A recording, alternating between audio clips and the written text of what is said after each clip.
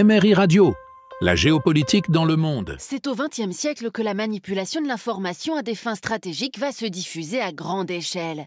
L'un des exemples les plus emblématiques en est son exploitation par le régime nazi. En 1933 est créé le ministère de l'Éducation du peuple et de la propagande. Joseph Goebbels, qui le dirige, s'attaque dans un premier temps à la Lügenpresse, ou presse menteuse, pour disqualifier les médias considérés comme juifs ou étrangers. Mais le Troisième Reich ne se contente pas de fabriquer des ennemis publics.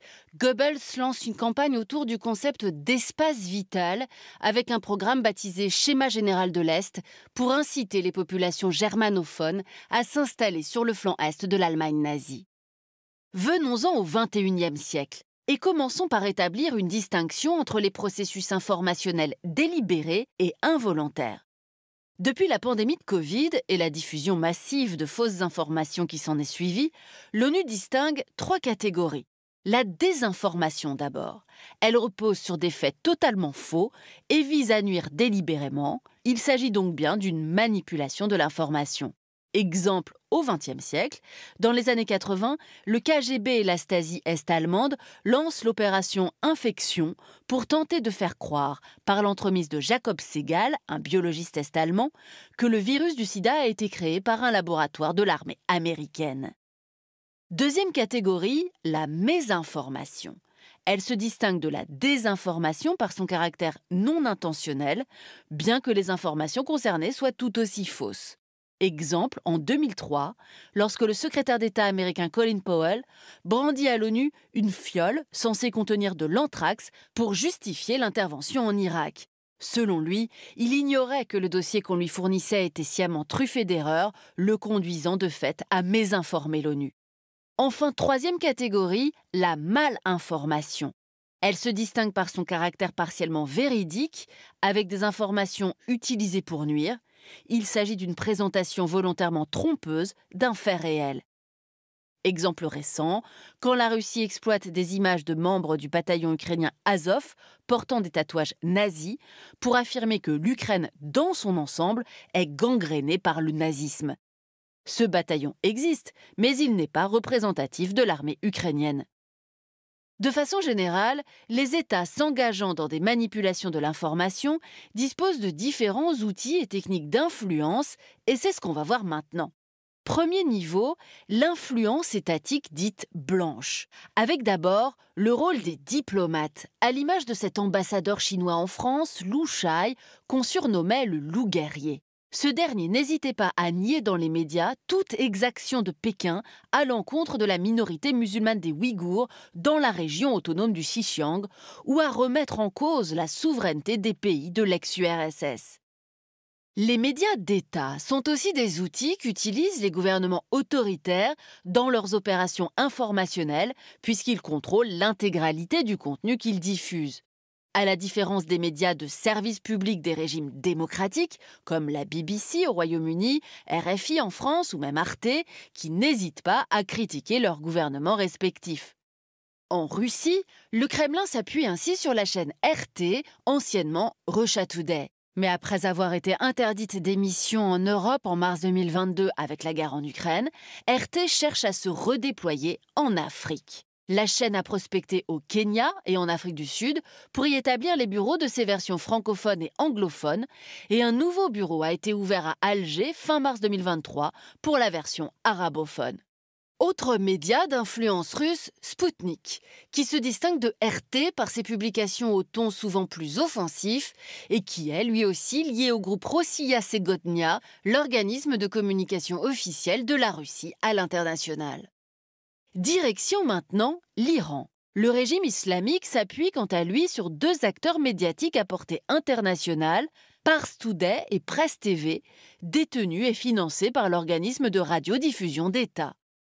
Il faut souligner que Presse TV se fait parfois le relais de la propagande russe, puisqu'on y retrouve régulièrement des contenus récupérés sur RT et Sputnik, notamment du fait des intérêts anti-occidentaux communs à la Russie et à l'Iran. À présent, direction la Chine. L'agence de presse Xinhua occupe une place centrale dans la stratégie d'influence internationale de Pékin, puisque les autres médias chinois ont l'obligation de reprendre ses dépêches pour tout événement considéré comme sensible.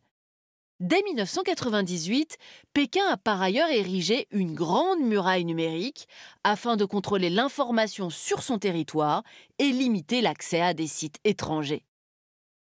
Alors, au-delà de cette influence à découvert, on parle aussi d'influence étatique grise. La guerre de l'info est alors toujours menée par un État, mais de façon plus discrète. Exemple avec l'opération Ghostwriter, menée par des hackers biélorusses alignés sur les intérêts de la Russie et dont l'objectif était de pirater des sites de médias ou des comptes de personnalités européennes afin d'y diffuser l'idée selon laquelle le Covid avait été répandu en Europe par les forces américaines de l'OTAN stationnées sur le continent. Dès les années 2010, Internet est au cœur des préoccupations du Kremlin. En novembre 2019, la loi dite du RUNET souverain prévoit ainsi l'installation de logiciels permettant d'analyser les données transitant sur le segment russophone d'Internet. Début 2021, c'est grâce à cette loi que l'État russe a été en mesure de ralentir la plateforme Twitter ou de bloquer l'accès à des médias indépendants considérés comme des agents de l'étranger. S'il reste possible de contourner cette censure via ce que l'on appelle des VPN, des logiciels dissimulant la localisation d'origine, un grand nombre d'internautes russophones sont désormais maintenus dans un environnement informationnel restreint. Ces techniques ne sont pas seulement utilisées sur la population russe, mais aussi contre les territoires occupés en Ukraine. Depuis 2014 et l'invasion de la Crimée, les systèmes ukrainiens permettant d'accéder à Internet depuis la Crimée ont été rattachés au réseau russe. Enfin, entre fin mai et début juin 2022, lorsque l'armée de Poutine a envahi les régions du sud de l'Ukraine, des techniciens russes sont aussitôt intervenus à Kherson pour que les internautes de la région ne puissent plus s'informer sur Internet que par des sources validées par Moscou. Les réseaux sociaux sont par ailleurs l'élément le plus exploité dans les guerres de l'information. Facebook, Instagram ou Twitter, mais aussi YouTube ou encore Reddit font partie des plateformes ciblées par les trolls, c'est-à-dire par des personnes créant de faux profils pour semer la discorde ou le doute en ligne. Entre janvier 2018 et avril 2019, la Russie et l'Iran ont fait partie des États les plus actifs sur Facebook et Instagram pour mener ce genre d'opération. Les applications de messagerie telles que Telegram ou WhatsApp permettent parfois aussi de contourner les suppressions de comptes de trolls sur les réseaux sociaux et de continuer de diffuser des infox dans des groupes qui leur servent de relais. Pour mener à bien leurs opérations de désinformation, certains États ont recours à un nouveau type d'acteurs, les entrepreneurs d'influence, tels que l'homme d'affaires russe Evgeny Prigojine. Il se fit connaître avec ses milices Wagner, mais aussi en étant un spécialiste de la guerre de l'information. Juillet 2013, Prigojine crée l'Internet Research Agency à Saint-Pétersbourg pour recruter des professionnels de la création de contenus et de commentaires à visée politique. En 2016, cette agence va notamment s'illustrer en soutenant le candidat puis le président des États-Unis Donald Trump en diffusant des contenus orientés à 126 millions d'Américains sur Facebook, 20 millions d'utilisateurs sur Instagram ou encore 1,4 million d'utilisateurs de Twitter. Cette opération menée depuis la Russie s'inscrivait dans le cadre d'un projet plus global, l'ARTA, qui visait tout l'Occident, avec des bureaux ouverts au Ghana, au Nigeria, mais aussi au Mexique, pour complexifier la détection de ces usines à trolls. Un entrepreneur d'influence et mercenaire comme Prigojine a très vite su comment monnayer les services de ces entreprises. En Syrie et en Libye, il a mis la main sur des ressources principalement minières, gazières et pétrolières. Et en Afrique subsaharienne, les sociétés de Prigojine ont exploité particulièrement des concessions minières. Après sa mort à l'été 2023, la marque Wagner va sans doute disparaître, mais certainement pas la guerre de l'information que mène Poutine. Voici les données sur la liberté de la presse en 2023, établies par l'ONG Reporters sans frontières. 180 pays et territoires ont été audités pour recevoir une note allant de 0 à 100. 0 signifie répression totale des journalistes, 100, aucune entrave à l'action de la presse. Le résultat est inquiétant.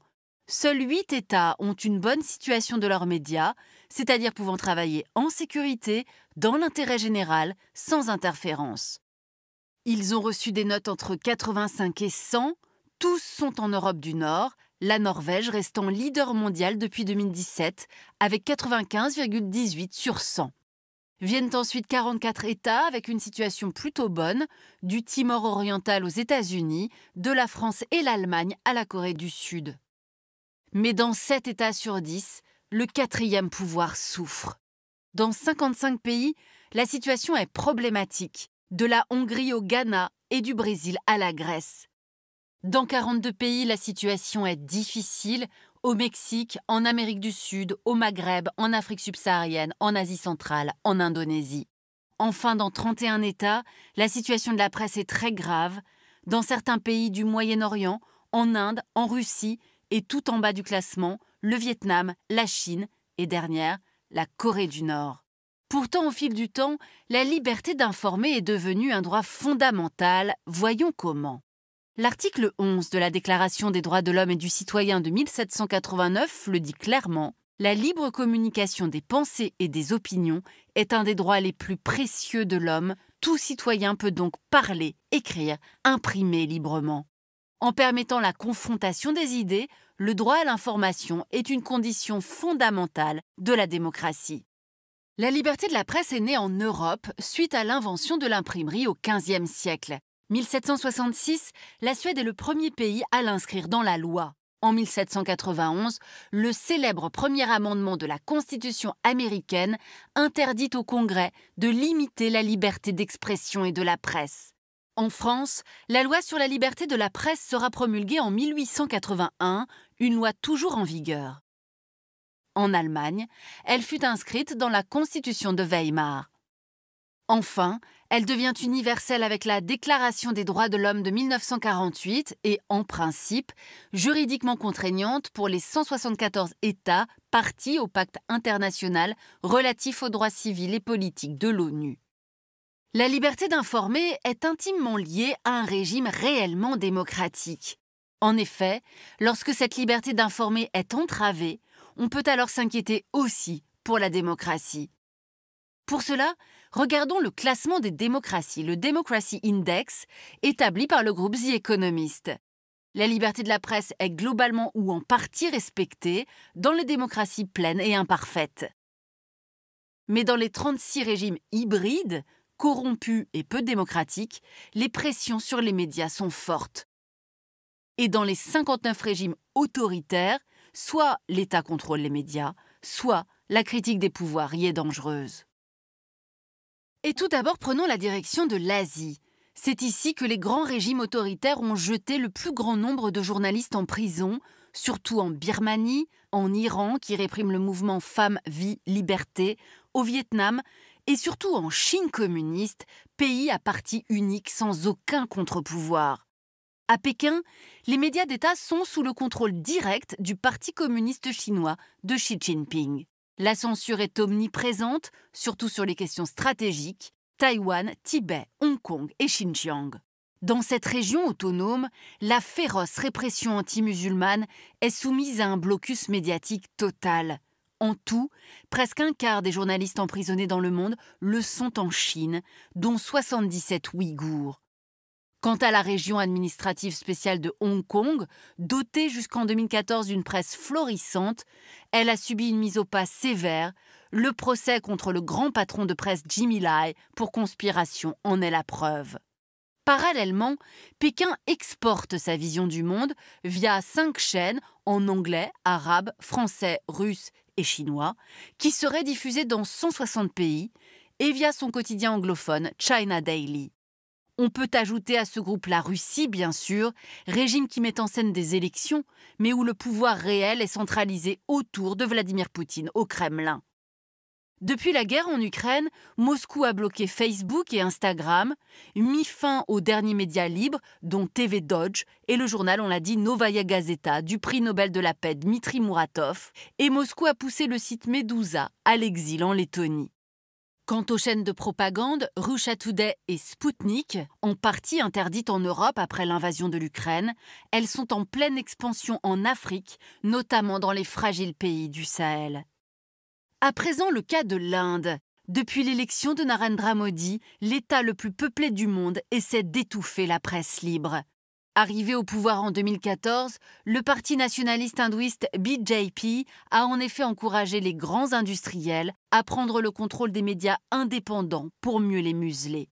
En 2022, la chaîne critique New Daily Television a ainsi été mise au pas par le groupe Adani, proche du Premier ministre Modi. Ce système de captation oligarchique se développe aussi ailleurs. Bangladesh, Cambodge ou encore Hongrie, où une fondation pro-gouvernement contrôle 500 médias amis, alors que la presse d'opposition est étranglée économiquement et que les journalistes critiques sont harcelés en ligne. Autre danger pour la liberté d'informer, les guerres, et surtout la très meurtrière guerre Hamas-Israël. Depuis l'attaque du Hamas du 7 octobre 2023 jusqu'à la mi-mars 2024, 110 journalistes ont été tués. 4 Israéliens, 3 Libanais et 103 Palestiniens. En conséquence, RSF a déposé 2 plaintes devant la Cour pénale internationale pour crimes de guerre contre l'armée israélienne. Et en Ukraine, depuis 2014, la guerre a coûté la vie à 22 journalistes. Mais sur le long terme, c'est l'Amérique latine qui reste la région du monde la plus mortelle pour les journalistes. En 20 ans, 282 y ont trouvé la mort, dont 129 rien qu'au Mexique. La plupart enquêtaient sur les liens entre crimes organisés et classe politique. Idem en Colombie et au Brésil, où les meurtres de journalistes environnementaux se multiplient. Enfin, en Argentine, le dirigeant Javier Milei a mis fin aux activités de l'agence de presse Telam, menaçant l'ensemble de l'audiovisuel public du pays. Bonne nouvelle relative cependant, globalement le nombre de journalistes tués en 2023 en fonction est en baisse, 45 contre 65 en 2022. Le nombre d'otages a également diminué. À présent, regardons l'Europe. Même le continent du monde où la liberté d'informer est la mieux respectée n'est pas à l'abri. Malte, Slovaquie, Pays-Bas, 3 assassinats de journalistes enquêtant sur la corruption et les liens entre mafia et politique ont choqué les opinions. En France, en 2015, Al-Qaïda a décimé la rédaction de Charlie Hebdo. Et en Grèce, un assassinat et l'espionnage de journalistes d'opposition par les services secrets ont ébranlé le pays. Enfin, la liberté d'informer est également menacée par l'explosion de la désinformation et de la haine sur les réseaux sociaux. Pour contenir ce fléau, l'ONU soutient depuis 2023 un code mondial de l'information. Objectif, soutenir l'information honnête et fiable contre les usines à fake news, comme celle créée par la Russie et l'ex-chef du groupe Wagner Prigojine pour influencer notamment les élections américaines et le Brexit en 2016. Chantier plus approfondi encore, le partenariat international pour l'information et la démocratie, signé par 52 États, ainsi que l'arsenal juridique développé par l'Union européenne via l'Acte européen pour la liberté des médias et le règlement sur les services numériques, utile contre les fake news. Dernier point, Reporters sans frontières a créé un label pour certifier le journalisme rigoureux, l'initiative pour la confiance dans le journalisme, déjà adoptée par 1000 médias dans 80 pays. Ainsi s'achève ce nouveau numéro du Dessous des cartes. Rendez-vous bien sûr la semaine prochaine, même endroit, même heure. Et d'ici là, n'oubliez pas, arte.tv. À bientôt. Merci d'avoir regardé cette vidéo ou d'avoir écouté ce podcast. Abonnez-vous.